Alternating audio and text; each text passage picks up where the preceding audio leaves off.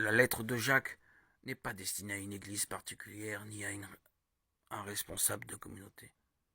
Elle se veut générale, dans un langage vivant et énergique, aux images frappantes. Elle offre une réflexion originale sur la foi et la manière de vivre en chrétien.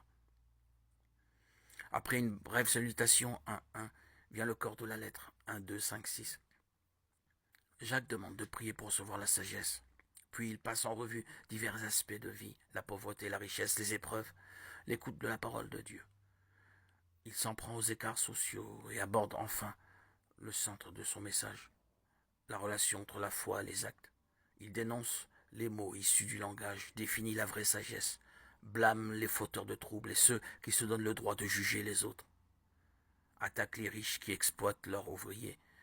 Il place sa conclusion dans la perspective de la venue finale du Seigneur. Il engage à la patience, à la prière solidaire, au souci des personnes qui s'égarent.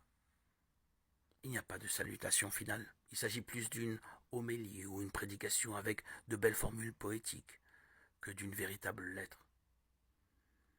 Elle bouscule et encourage, d'où le grand nombre de verbes à l'impératif. Elle appelle à une vie chrétienne authentique, tant au niveau individuel que communautaire. Deux lignes de force la traversent, l'énergie de la parole de Dieu et la réponse de la foi. Elles se rejoignent toutes deux dans les actes. Mettez la parole de Dieu en pratique. 1-22. Littéralement, devenez des créateurs de la parole.